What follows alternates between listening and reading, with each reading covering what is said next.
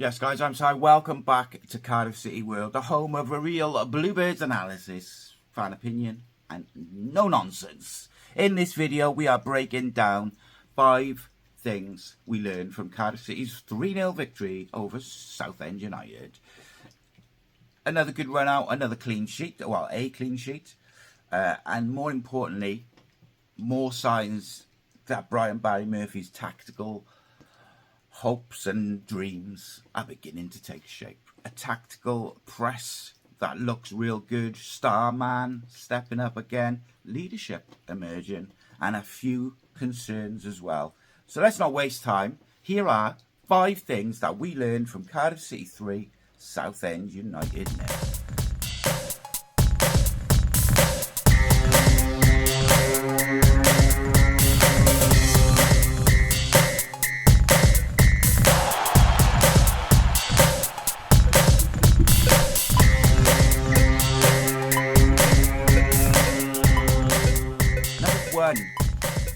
The press. The pressing is a philosophy. It is not just a buzzword, and it was clearly not just a one-off in that first game. You could throw words around like high press, counter press, all you like, but against Southend, you saw what those terms actually look like in execution, with a structure, an energy, and an intent. And from the first whistle, Cardiff hunted in packs. It wasn't just reckless. It wasn't disjointed. There was an actual orchestrated plan with it. Salic, Colwell, Naikahawa, Ashford all did it really well and in groups. In the second half, Isaac Davis, Eli King. I forgot he was on the right in the second half. That's going to bug me, but I'll come back to that. But it all formed part of pressing triggers that started really high. But what was most impressive, and it happens a lot, is when the press fails, it's the counter press. Every time Cardiff lost the ball, there was a furious yet intelligent effort to win the ball back within seconds, as quick as possible. It wasn't reactive. It was clearly rehearsed. There's a clear emphasis on being compact around the ball, hunting in triangles, and regaining possession as a team, which is massive. We've scored, I think it's at least 2 of the goals in those opening 2 games that have come directly from the pressing work of this group. That's not coincidence. That's a sign of their coaching. It's a sign of what they're being told and instructed to do. The shape of the ball was pretty good. It was tight, but it was also very aggressive. And if the first press didn't win the ball, the second wave was there. Importantly, it's a collective effort. Even the defenders stepping into midfield when needed, like Dylan Lawlor, we'll talk about him in a bit, but like him and Will Fish, when they went into the midfield to win the ball, was really intelligent. We were on the front foot. We were backing up the midfield, the sharp positioning behind the press. And if this is what Barry Murphy's teams, or what his Cardiff is going to look like week to week, especially in League One, where many teams will try to play, but they maybe lack a bit of speed or certainly don't have the decision-making capabilities under pressure, we could see some serious joy from forcing mistakes high up the pitch. Now, of course, some teams are better than others. We know this. And it's not just about effort. It was about structure. The way the forwards were funneling the ball to each side, the midfield blocks, how the back line squeezes. There was moments where it just all clicked and it looked real nice. Most exciting part is starting to already look like muscle memory. This tells you that they're really drilling it, and Barry Murphy and his staff are drilling these concepts so that the players are doing it like second nature. Of course, it's not a finished article. It's two games. Hello, Ian Brown's gone for a ride, but it's looking good. Number 2, Yousef Salic, not for sale, not replaceable. Let's talk about Yousef. There's been interest, that much is clear, we know this. But the message out of the club after the Southend game has been pretty clear. Like, he's not for sale. And honestly, he shouldn't be. We've talked about before, his skill set all around is almost impossible to replace in League One. So, realistically, everyone's got their price. I believe, and I might be wrong, that we've already turned down 8 million for him. Now, yes, he had a bit of a quieter start to the game yesterday, but missed a chance or a header, but he took to it. Like, after that, scored a goal, and his link-up play with the ball, his influence on the play, his influence on the press, everything is spot on. And when he did get into the game, you could see all those tools that we've talked about before. The strong hold-up play, the aggressive pressing, the tireless off-the-ball movement, and of course, the ability to put the ball in the back of the net. He deserved his goals. And look, even before that, he was linking up with Reuben Colwill really, really well, making those unselfish runs across the line, creating space, stretching their defence constantly. But here's what separates Salic, in my opinion, from a lot of other young strikers. It's his mentality. Miss a chance, doesn't sulk, doesn't lose his head, doesn't wave his arms around, doesn't kick things. He just keeps doing this thing, keeps running, keeps pressing, keeps believing that the next one's coming. And it did. It's not about one great performance. It's about showing you belong at this level week after week after week. And Salic's mentality is just... beautiful. And I said the other day, we need to get it into everyone else, and I believe that. Like, he is doing his thing, and he's doing it in a tactical system now that demands energy, bravery, quick decisions from him, and that suits him even more. He fits the model that the manager wants perfectly. He's not just a finisher, he's a facilitator, and when you get the ball forward, he can do both. Don't cash in, build around him. And on that note of building around people, Reuben Colwill, captain for the first half, creator, controller. And I know there was a comment in the last 5 things saying how he did shines was an overreaction. It's not. He was the best player on the pitch in the first game. Again, I would argue he was probably the best player in the pitch yesterday. Of course, you take into account the opposition, but he wore the armband in the first half, and my word, he played like it. He was mature, he was physical, intelligent, and above all else, he was productive. 2 assists to his name, should have scored himself. Over those 2 pre-season games, Reuben's now got 3 assists and 1 goal. And that's just in 90 minutes of football. But forget about the numbers just for a moment. For me, it's about how he's influencing the game and influencing Cardiff's tactics. That's the sense that I think maybe things are starting to click. Brian Barry Murphy has talked him up, maybe giving him a bit of belief, bit of responsibility. He's handed him the keys, so to speak. And maybe he's just said, this is your time, you're the guy. And at the moment, Reuben's responding. Now, I'm not on about his stats, because stats are stats, like at the end of the day. It's kind of what it is. But I'm on about things like crisp, one-touch play, physically competing, shielding the ball, winning the ball, but not just how he usually does, because he always wins the ball. It's the press, the aggressive nature of his pressing, dictating the tempo of the game with maturity, communicating with the people around him constantly. And look, here's the thing, right? I've said for years, Cardiff need a player who can stitch it all together. Someone who can link that midfield, attack, and make a killer pass. We often thought Reuben was the guy to do that. But here's the thing, right? At the moment, he's doing it. And now he's showing a bit of leadership traits. Not saying that he should be captain or anything like that. I'm just saying he's responding to what Brian Barry Murphy is asking of him, demanding of him, and giving him.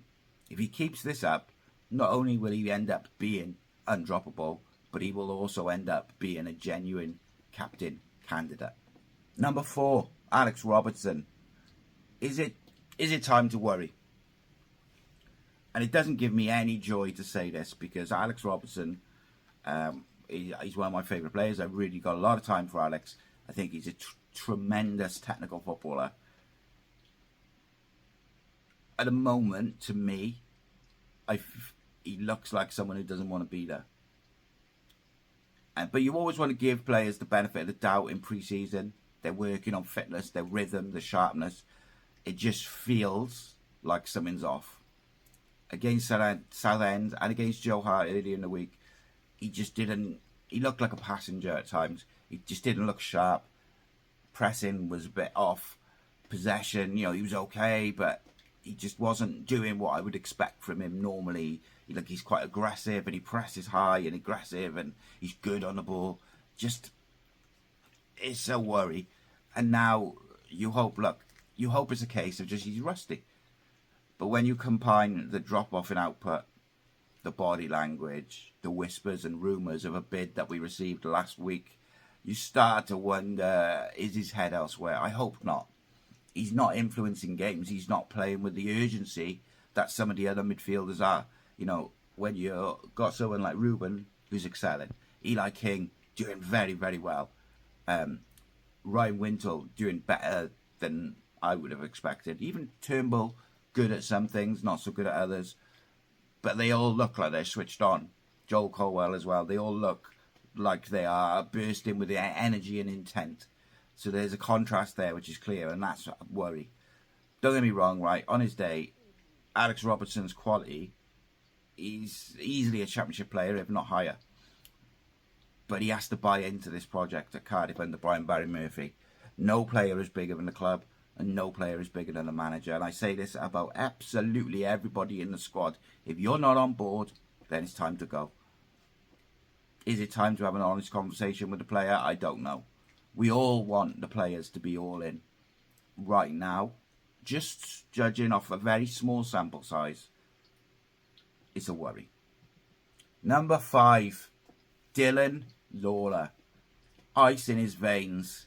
Now, right, I wanted to end on something a bit more positive. And Dylan Lawlor, boy, this lad, right, what a player he is going to be. I know we had that guy in the chat the other day saying, I'm putting him under immense pressure. He's putting himself under pressure by consistently putting in ridiculous performances. 18, 19, whatever his age, his decision making is frightening. He looks like he's been playing senior football for years. He looks like he's got 200, 300 games at first team level under his belt, whether it's stepping into midfield, holding the line, covering his teammates. It's knowing when to release under pressure. He's getting all of it right. And obviously there'll be a time when maybe he doesn't. But at the moment, his decision making is superb. And what's most telling is Will Fish looked way more composed and calm next to Dylan Lawlor when Fish the other day against Jesper Darland. I thought he did all right. But he looked a lot shakier with Darland than he did with Fish. He looked nervous, erratic at times. But alongside Lawlor, his positioning was better, his passing was clean, his body language was more relaxed. I think that speaks volumes about Lawlor's presence. Lawlor is a leader, he's been a leader all through the age groups. Doesn't shout, doesn't dive into tackles, he just reads the game, intercepts it, carries the ball calmly, plays with a rhythm that just is wild and so rare for someone his age. And then when he does need to make that last ditch tackle, he does that too. We talk about potential, right? But Dylan Lawlor is already looking like a player who can deliver. In my opinion, he's our best centre-back. If he keeps playing like this, Brian Barry Murphy's going to have a serious decision to make when the League One season kicks off in regards to Dylan Lawlor starting football matches for Cardiff City. And I think, with Dylan, my message to the club is clear. Sign him up to a long-term contract, because if you don't, you will regret it for years. I wanted to give a special mention to a couple of players, particularly the 3 young lads who flew out late in the week. But top of that list has to go Will Spears, who I've been very, very reliably informed is the way to pronounce it. And if you watched the Academy Spotlight video, which I did on him on Friday, you'll know that we've tipped him to get some minutes this season because of his performances and his qualities and his skill set. But after that performance, he's looking more and more likely. Defensively, positioning, absolutely spot on. Aggressive in the duels, calm in possession. But the most important, he carries the ball so well. He's not just play it safe because he's nervous. He's willing to take a risk. He gets you up the pitch.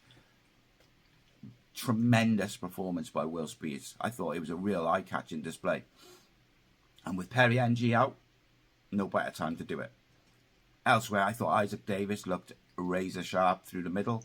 Direct, dangerous, hungry. Real good pressing, everything. Good on the ball. Making a strong case to either be Salic's partner as in the 2, or certainly be in the starting 11. Eli King, quietly becoming a bit of a standout in that number 6 role. I think he keeps things simple, but he's always in control, breaks up play, starts moves, nothing too flashy, just effective. Although I will say, there was a little period, like the first 10 minutes of the second half, where I thought he was just trying to force it a little bit with his passing, but then he relaxed and he was fine. The one difference, well, two differences between him and Wintle for me is I think Eli's a little bit quicker in that first 5 yards, and also I think he's a bit more progressive in his ball carrying and stuff like that. But I thought Ryan Wintle again had a pretty good game, like reliable, and maybe that's what we need in that number 6. It's just someone who just does the job, keeps it ticking along, and then that allows the others to do their thing. Final thoughts. I feel that you can say it's progress, right? All in all, this was another strong step forward to the way Barry Murphy's Cardiff want to play. Yes, it's Southend, it's pre-season, but I'm looking at the signs, the structure, the intensity, the tactics, who's been a leader. The identity is forming, right? It's early days, but it's forming. The press, that's real. The youngsters, some of them are ready. Nyaka Howard again, by the way, was good. Final ball, but good. The project's still in its early stages. You have to give it time to build and simmer. But right now, there is a big reason for some optimism, and certainly more than there has been in a very long time. If you enjoyed this 5 things video, smash the like button and subscribe to Cardiff City World. Let us know in the comments who impressed you the most in the Southend game. Would you cash in or sell Alex Robertson? Can Yousef break the 20 goals in the league this season? And yeah, let me know. I'll be back tonight with the breakdown live, where we'll go into everything with a bit more detail. This has been your 5 things we've learned. Keep the faith, my friends, and I'll see you next time in a bit.